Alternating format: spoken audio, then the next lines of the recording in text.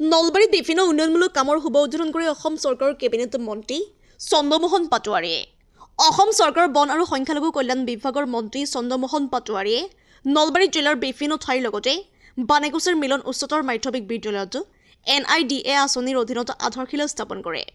উক্ত অনুষ্ঠানতো মন্ত্ৰীগৰাকীক সহযোগ কৰে নলবাৰী জিলা আয়ুক্ত বৰ্ণালী ডেকাৰ লগতে ভাৰতীয় জনতা পাৰ্টি নলবাৰী জিলা সভাপতি মৃগাংক তালুকদাৰ, বিদ্যালয়সমূহৰ পৰিদৰ্শক জয়ন্ত ঠাকুৰীয়া উপস্থিত থাকে।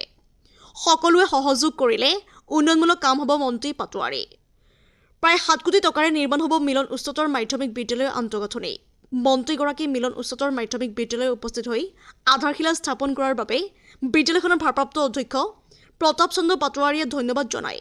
নলবাৰীৰ পৰা সুৰদীপ বৰ্মনৰ ৰিপৰ্ট, নিউজ 24 অসম।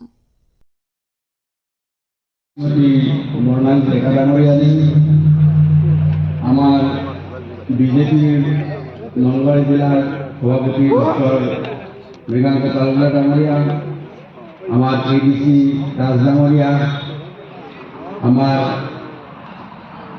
আমার সতীর্থ বন্ধু অসম গণ পৰিষদ দলৰ নেতৃত্ব দিয়া শ্ৰদ্ধা শ্ৰী কেশৱ ডেকা ডাঙৰিয়া, আমাৰ বাণীগুচিৰ সাৰ্কেল অফিসাৰ ডাঙৰিয়ানী, আমাৰ মধুপুৰ ব্লকৰ BDO ডাঙৰিয়ানী, আমাৰ স্কুল ইন্সপেক্টৰ নলবাৰী জিলাৰ শ্ৰী ঠাকুৰীয়া ডাঙৰিয়া আৰু আমাৰ SMDCৰ আমাৰ ইয়াৰে সভাপতি বিজয় স্বৰ্গীয়ানী আৰু আমাৰ উপসভাপতি তোমাৰ নামটো কি হয় মাধৱ।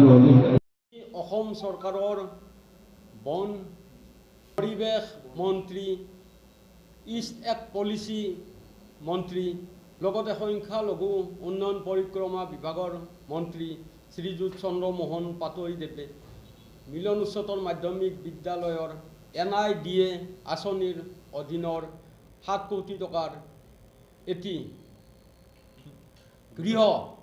গৃহৰ আধাৰশিলা শিলান্যাস আৰম্ভ কৰিছে। ভৱিষ্যত সময়ত এই গৃহটো সম্পূৰ্ণ হ'লে আমাৰ বিদ্যালয়ৰ শ্ৰেণীকোঠা লগতে অন্যান্য কথাৰ বহু অসুবিধা আঁতৰ হ'ব। এই শুভকৰ্মৰ বাবে মই বিদ্যালয়ৰ ভাৰপ্ৰাপ্ত অধ্যক্ষ হিচাপে মাননীয় মন্ত্ৰী মহোদয়ক অভিনন্দন ও কৃতজ্ঞতা জ্ঞাপন কৰিছোঁ। লগতে অনুষ্ঠানটোত উপস্থিত থকা অসম চৰকাৰৰ বিভিন্ন পদবীৰ বিষয়াসকললৈও মই শ্ৰদ্ধা যাচিছোঁ। লগতে আমাৰ এই অঞ্চলৰ ৰাইজ লগতে আমাৰ বিদ্যালয়ৰ শিক্ষক শিক্ষয়িত্ৰীসকলে উপস্থিত থাকি আমাৰ অনুষ্ঠানটো সাফল্যমণ্ডিত কৰাৰ বাবে মই সকলোলৈ কৃতজ্ঞতা ও অভিনন্দন জ্ঞাপন কৰিছোঁ। অসম চৰকাৰৰ পৰা 7 কোটি টকা পাবলৈ সক্ষম হৈছে আৰু এই 7 কোটি টকাৰে আমাৰ এই স্কুলখনত আমাৰ ছাত্ৰ ছাত্ৰীৰ কাৰণে সুন্দৰ ৰুম হ'ব, প্ৰিন্সিপাল ভাইচ প্ৰিন্সিপালৰ কাৰণে ৰুম হ'ব আৰু কমন ৰুম হ'ব আৰু মানে ছাত্ৰ আৰু ছাত্ৰীৰ কাৰণে ছেপাৰেট লেট্ৰিনৰ ব্যৱস্থা মানে টয়লেটৰ ব্যৱস্থা হ'ব।